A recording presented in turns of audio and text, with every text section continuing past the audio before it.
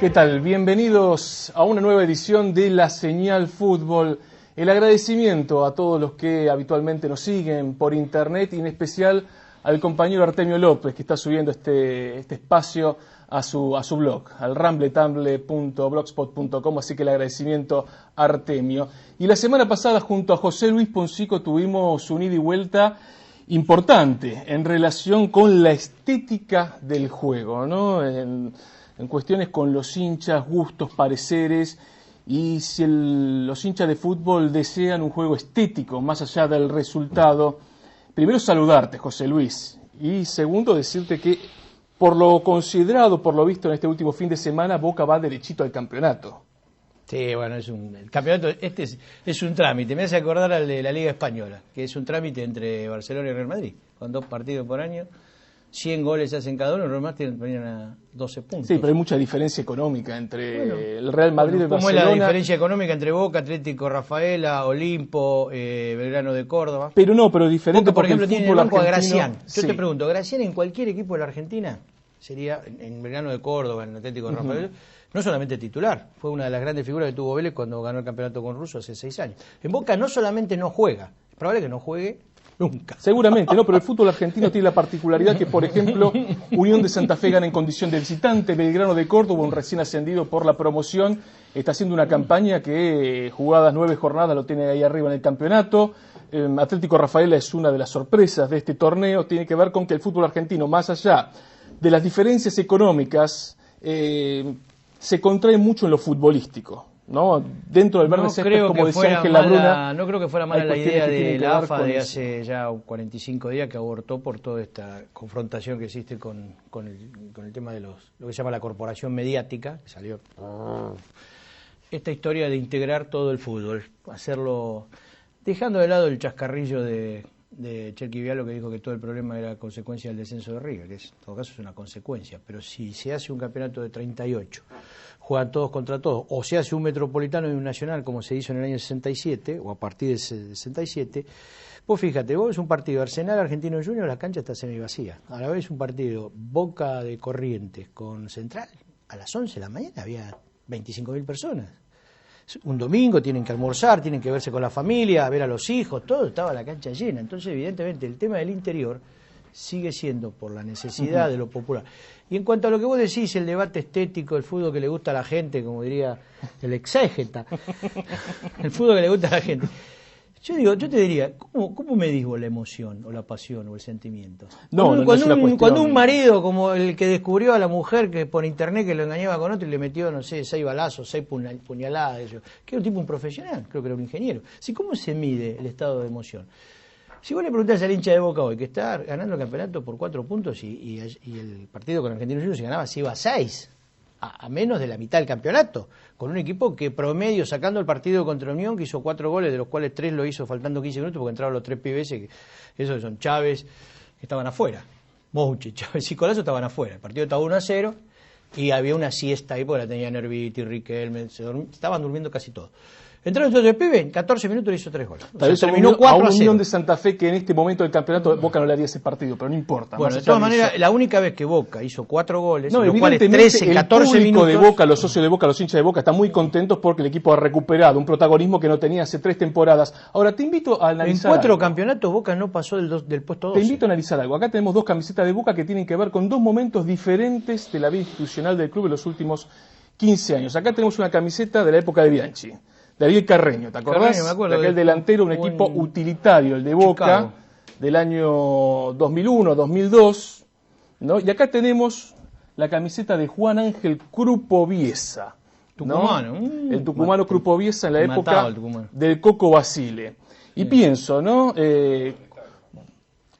Crupoviesa era un jugador, mejor dicho, el equipo de Basile. Basile era un técnico de los domingos, ¿no? Esta cuestión que en la semana tiraba planteos tácticos, pero los domingos definía el asunto. Y Alfio Basile hizo jugar en Boca a Crupoviesa. Bianchi, otro tipo de entrenador. Basile, ¿no? En la intimidad no lo va a decir en un programa. Pero como... no, te pregunto, José Luis. ¿Sabés qué decía en la intimidad? Te pregunto, José Luis. Que no se me engripe Palacio. Que no, seguramente. Se vale la leche a la cama, le decía seguramente. A Samer, no tengo que lo cuidara. Como tantos otros entrenadores piden que no se engripen y se lesionen ciertos jugadores. Todos los partidos lo ganó Palacio. Ahora pienso, ¿no? En ¿En qué importancia tiene Julio César Falcioni? ¿No? Y ciertos jugadores también en este Falcioni momento iba a de ir a Boca. Boca, ahora que hablas de Basile. Falcioni iba a ir a Boca en el 2005. El 2004. 2005. El 2004. Después de lo vetó Maradona. Así es. Curiosamente Maradona vetó a Falcioni y propuso a Basile.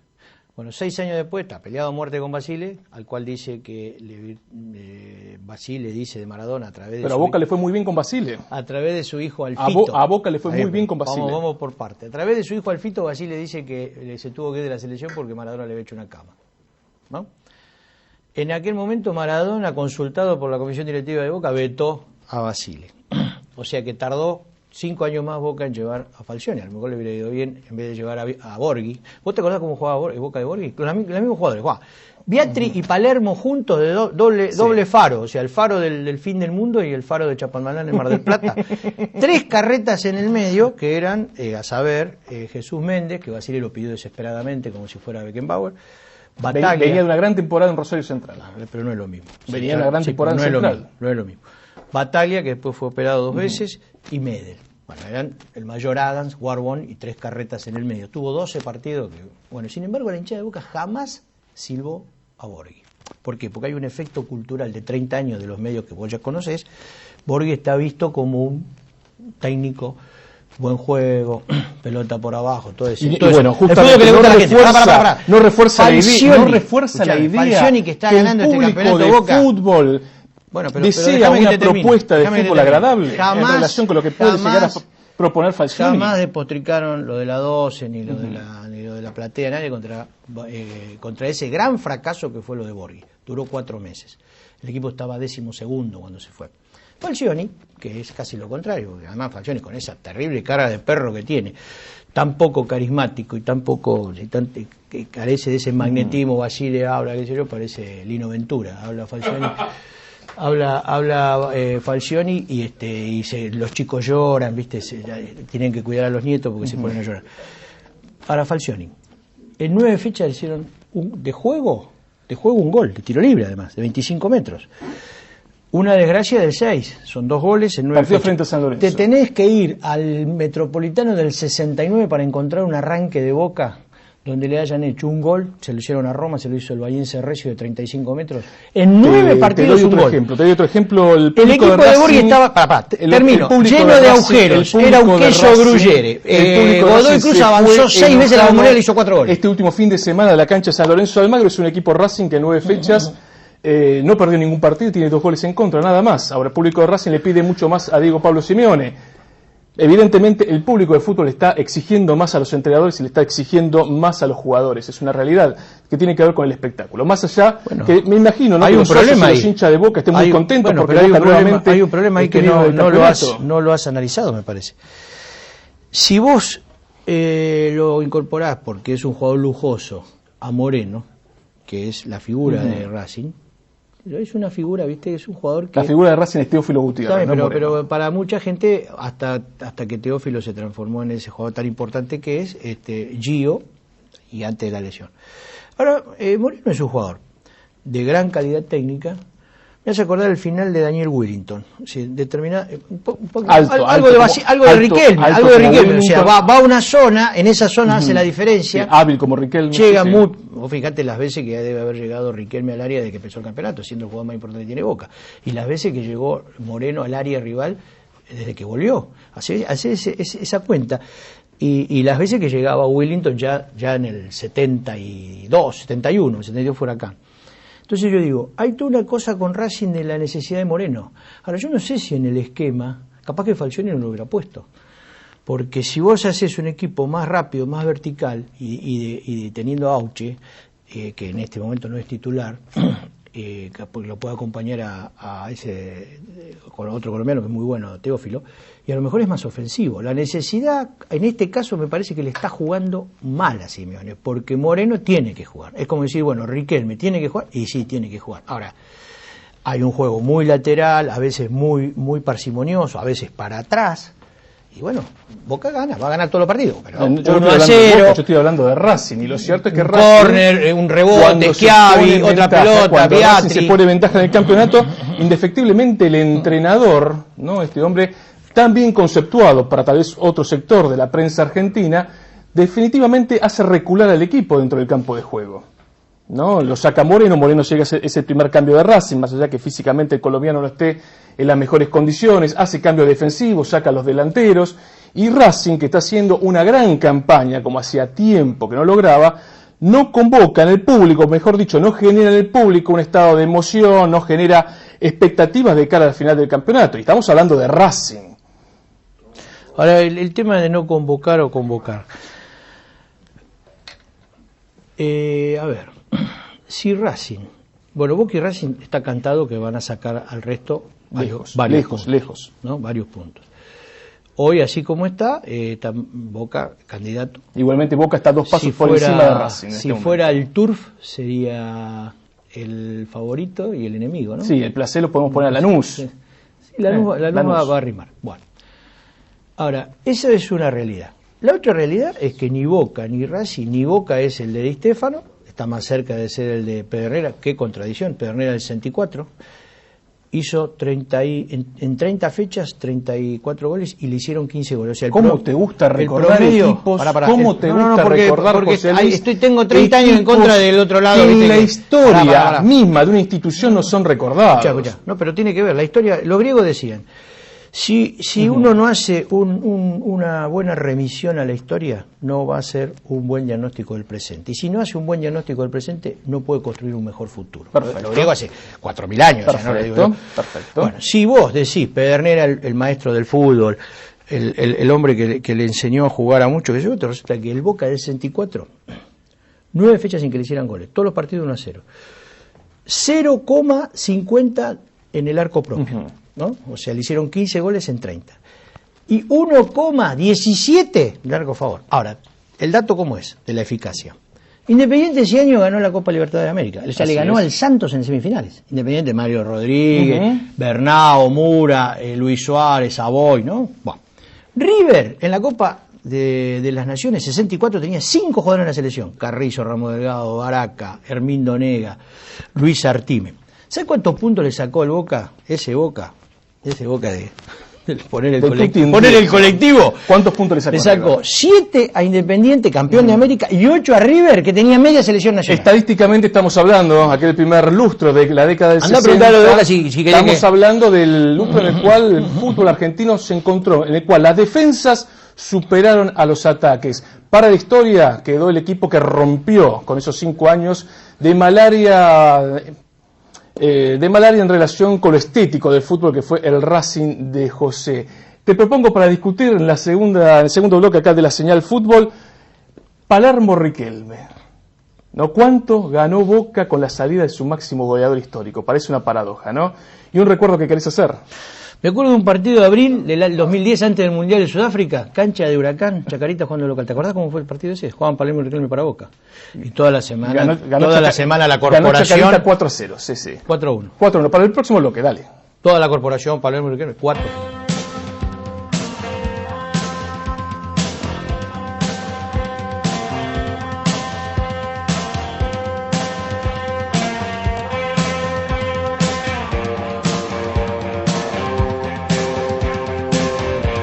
Provincia Leasing le ofrece una herramienta financiera para actualizar o adquirir los bienes que su empresa necesita. Llámenos al 4-338-2200.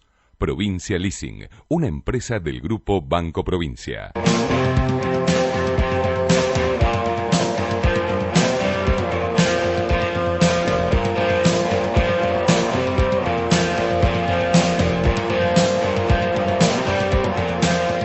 AMEMOP, desde 1935 al servicio del empleado público de la provincia de Buenos Aires y desde 1993 abierta a toda la comunidad. Idoneidad, honestidad, trayectoria, algunos de los motivos por los que AMEMOP es su mutual. AMEMOP, 53 número 767 entre 10 y 11, teléfono 483-9269. AMEMOP. Arrancamos el segundo bloque de la Señal Fútbol. Recordemos una producción de Íntegra TV y de la Señal Medios. José Luis, hay una cuestión que tal vez no es muy charlada, muy debatida, en el marco del fútbol argentino y tiene que ver con las relaciones humanas de los jugadores. Queda muy en claro cómo se había resentido Boca en las últimas 3 temporadas con una relación insostenible entre Martín Palermo y Juan Román Riquelme. Hay un caso emblemático en el fútbol argentino que tiene que ver con Diego Maradona y Ramón Díaz. Pero si nos vamos más atrás en el tiempo podemos encontrar, ¿no? Brailovsky, Bocchini, por ejemplo, en algún momento. Según los psicólogos. La Bruna, el Charro Moreno. No, la Bruna con Pedernera no se llevaban bien. Los psicólogos, yo no pasé ni por la puerta de la Facultad de Psicología, pero he leído algunas cosas. Dicen que cuando hay 2 divos, o sea, 2 grandes figuras, esto puede ser en el cine, en el espectáculo, en la cultura, entre los escritores, en el fútbol, es como que hay un lugar para 2. ¿No? Una cuestión de egos. Lo de Pedernera y la Bruna, Pedernera le achacaba a la Bruna que era muy amigo de los dirigentes. Pedernera fue uno de los que impulsó la primera gran huelga. Primera huelga del gobierno, al primer gobierno de Perón. Año 48. Pedernera con Bello de Independiente y Oscar Basso de San Lorenzo. Entonces ahí había una cuestión casi, te diría, ideológica. La discusión, o lo que haya sido entre Palermo y Riquelme, empieza en la cancha, para mí. Acá no invoco a los psicólogos. Riquelme es un jugador exquisito, de gran técnica. Palermo es un jugador muy inteligente, pero no le pidas que gambetee una silla porque probablemente se rompa él. O sea, carente de la habilidad corta, por físico grande, 1,91 m, gran cabezazo, muy inteligente para ubicarse en el área y 300 goles, que eso es una sentencia. Es la chapa, claro. Ahora, en el esquema que vos planteás del Boca anterior, por eso recordé el partido con Chacarita en Cancha Huracán, había un divorcio total. Porque Palermo había partidos, ese día recordemos, yo lo extraje a propósito. Hizo 34 grados. ¿Quién era el técnico de Chacarita en el partido? Estaba Mauro Navas. Mauro Navas. Y el de Boca era, en una transición, el Chueco Alves. Perfecto. Que lo saca Palermo, con lo cual se generó otro problema. Palermo le dice, ¿cómo me sacás a mí? Estaban perdiendo 2-1. ¿A dónde quiero llegar? Palermo, 34 grados, 36 años, en una mala tarde, muy bien marcado, no la tocaba. Riquelme, fastidioso, recordemos que venía de una lesión en la planta del pie y después tuvo otra lesión que lo dejó afuera 6 meses. O sea que venía con lesiones, con problemas. Bueno, fin de la película, Chacarita le hizo 4. Un equipo que descendió. O sea, el primer, digamos, conflicto es, diría la Bruna, el verde césped. Porque a Riquelme seguramente le gusta más jugar o entenderse con alguien que le hace el juego como le hace Clemente, o le hace el juego como le hace Ibarra, o le hacía el juego el pibe ese Pablo Ledesma. ¿Te parece? O sea, aquellos que juegan de un modo que a él le permite encontrar siempre destapados, 3, 4 alternativas, para acá, para allá. Palermo, con su problema para darse vuelta, jugando a veces de espalda, no pudiendo bajarlas. Bueno, eso ¿Te parece que el conflicto es meramente futbolístico? No, te lo digo por lo siguiente. No, eso es una parte. La otra parte es el tema de los dos ídolos. Hubo en algún momento, pero más allá de eso, hubo en algún momento una cuestión muy fuerte, ¿no? En la interna futbolística de Boca que tenía que ver con los grupos, con la formación de grupos, y convengamos que Juan Román Riquelme y Martín Palermo pertenecen a diferentes clases ciudadanas, ¿no? Bueno, Martín Palermo de una clase urbana platense, en el caso de Román de una clase postergada de San Fernando. Aclarar como cosa previa los dos difíciles. Complejos de personalidad. No, difíciles me refiero porque, por ejemplo, Martín Palermo con íntimo amigo a Barros Echeloto. Bueno, Riquelme, en el caso de Riquelme con el Chilo Delgado, por ejemplo, ¿no? Es entender también un poco los vestuarios, la conformación de los vestuarios. Eso que estás marcando que fue así, lo resolvía Bianchi. Porque Bianchi era una gran personalidad, además inteligente. Curiosamente, los que estuvieron como Bianchi 10 años en Europa, Pasarela estuvo en Europa, Ramón Díaz estuvo en Europa, o sea, los que estuvieron en Europa y no estuvieron paseando, tienen un modo de conducir estos grupos tan difíciles que después se prueban digamos, en los hechos. Han sido todos campeones. Le ha ido bien a Bianchi, en Vélez y en Boca, le fue bien a Ramón, en River y San Lorenzo, le fue bien a Pasarela. O sea, tienen un plus. Porque han estado con técnicos ingleses, el tema de la disciplina, en qué momento entra uno y sale otro, en qué momento a uno le hablas o no le hablas, o le mandás a Isquia o a Gallego que lo ablande. Acordate cómo eran estas cosas, porque Gallego y Isabela se formaron al lado de Pasarela, Isquia se formó al lado de Bianchi, Falcioni tuvo que ver con la formación de Bianchi en Vélez. Gallego fundamental en aquellos equipos de Pasarela a comienzos de los 90.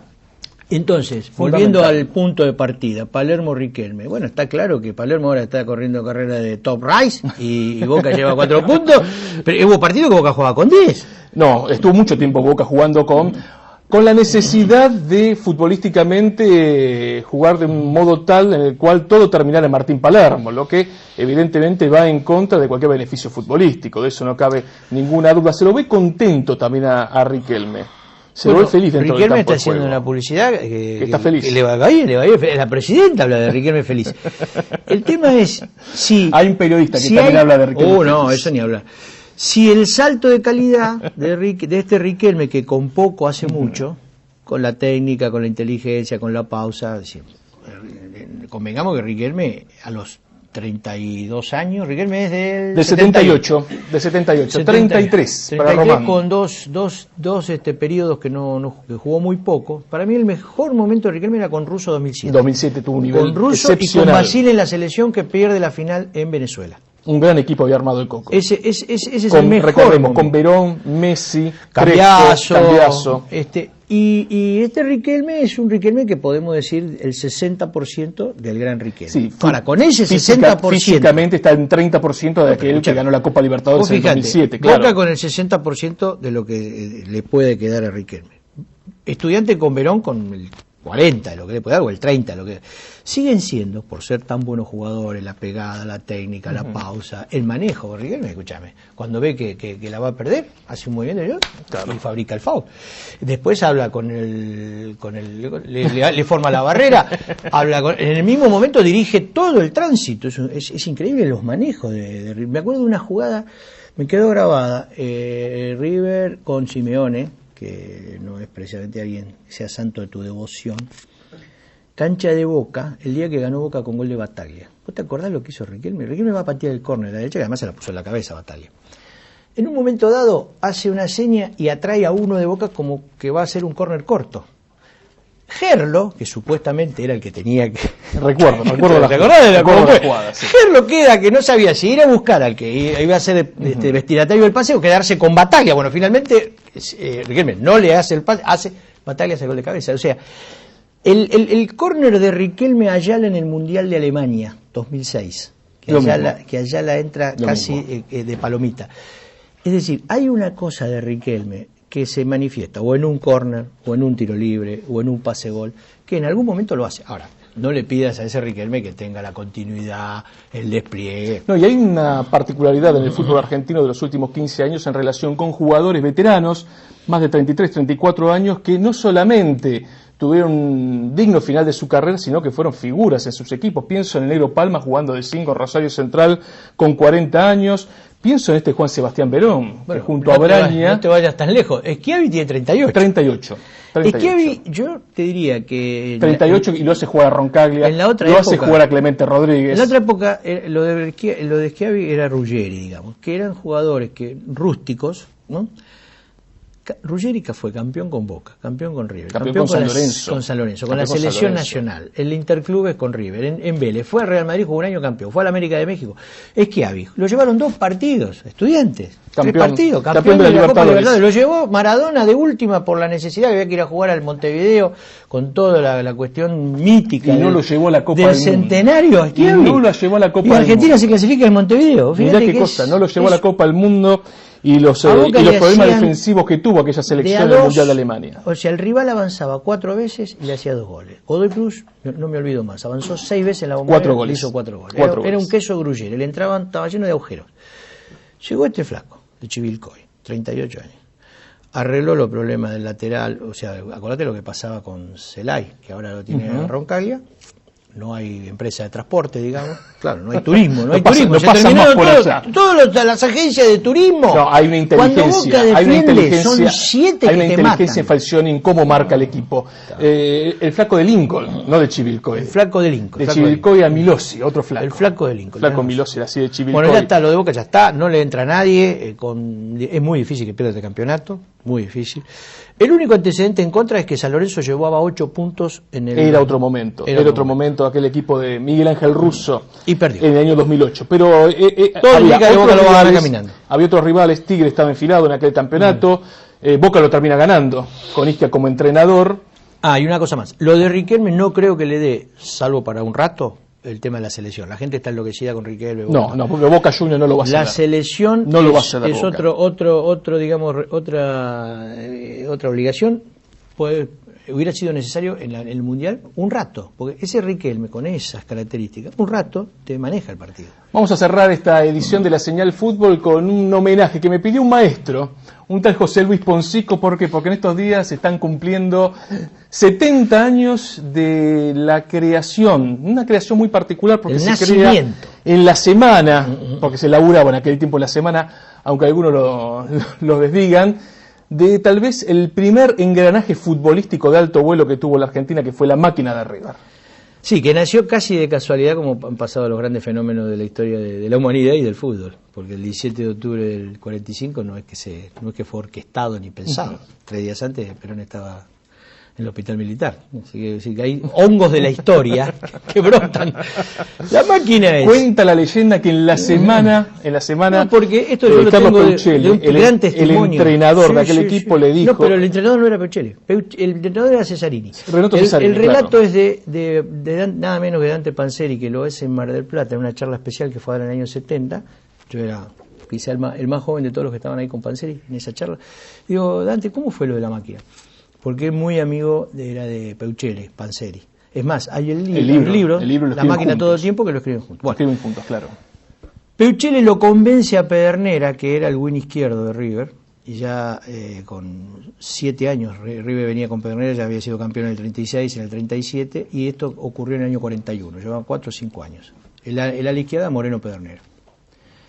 De Moreno a la derecha, Pedernera al medio, ya estaba la Bruna, y el Tano Cesarini insistía con el 9, que era de Alessandro. Bueno, finalmente Peuchelli le dice, bueno, se había lesionado a Alessandro, vos le tenés que decir al Tano, porque Peuchelli y Cesarini habían sido compañeros en el River del 36, entonces era como que no convenía o no correspondía que alguien le dijera lo que tenía que hacer al otro, que era un par, contemporáneo, además el Tano, una personalidad. Pedernera va y le dice a Renato, mientras esté lesionado a Alessandro, ¿por qué no me pone el 9? Bueno, ese campeonato estaba cabeza a cabeza San Lorenzo y River, San Lorenzo con el Vasco Lángara, con el Alfredo Borghi. ¿Qué pasó con Pedernera de 9?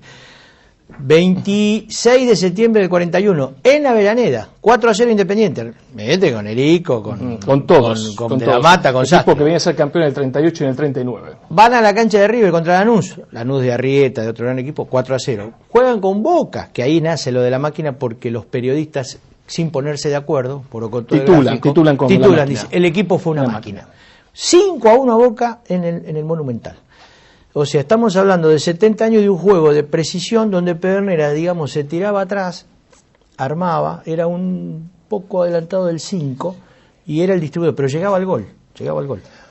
Particularidades, ¿no? La máquina fue tal vez el engranaje futbolístico más mítico de la historia del fútbol argentino, y justamente Muñoz, Moreno, Pedernera y Labruna y Lustó jugaron solamente 19 partidos juntos.